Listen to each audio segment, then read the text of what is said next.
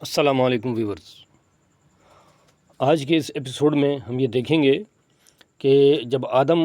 علیہ السلام اور حضرت بی بی حوا دونوں زمین پر اترے تو جنت کی زندگی میں اور زمین کی زندگی میں کیا فرق تھا۔ ویورز، ہم اپنے چینل پر اس بات کو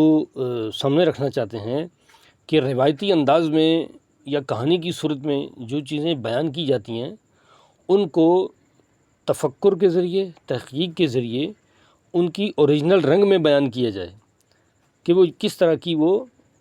واقعی تھیں یا ہو سکتی تھیں، یا اگر ہم ہوتے اس دور میں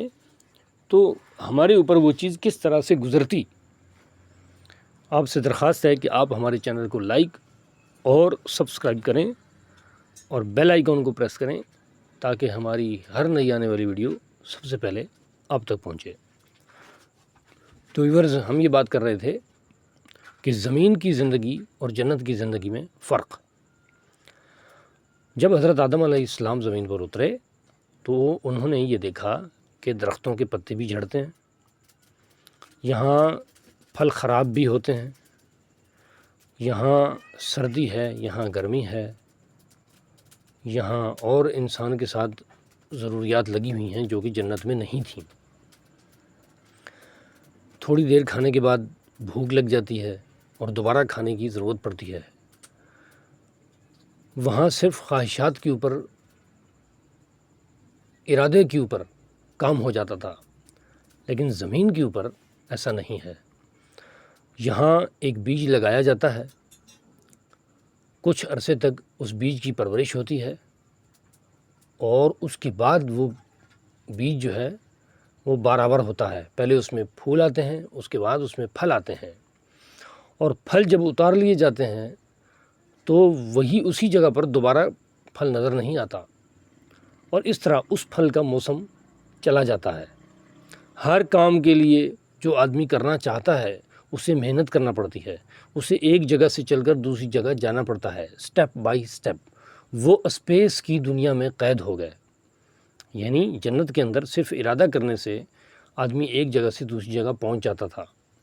جبکہ زمین کی زندگی میں اسے ایک ایک قدم، ایک ایک لمحہ کر کے گزارنا ہے۔ اس نے مشاہدہ کیا، آدم علیہ السلام نے مشاہدہ کیا اس بات کا، یا آدمی نے اس بات کا مشاہدہ کیا کہ جنت کے اندر کوئی ایسا مسئلہ نہیں تھا کہ دن ہو یا رات ہو، لیکن یہاں پر پہلے دن ہوتا ہے، اس کے بعد رات ہوتی ہے۔ یہاں بارش بھی ہوتی ہے، بادل بھی آتے ہیں، یہاں گرمی بھی پڑتی ہے، یہاں سردی بھی پڑتی ہے، یہاں برف بھی ہوتی ہے۔ یہ ساری کی ساری زندگی جو کہ جنت میں بالکل بھی سابقہ نہیں پڑا تھا، اس دنیا میں دیکھنے کو آدم کو ملی۔ ویورز، اسی طرح حضرت بی بی حوا نے بھی مشکلات کاٹیں، ان کو بھی یہ زندگی بالکل اسی طرح محسوس ہوئی، اور بالآخر 300 سال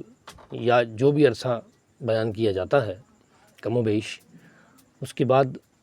انہوں نے اللہ تعالیٰ سے معافی مانگی اور اللہ تعالیٰ نے ان کی دعا کو قبول کر لیا۔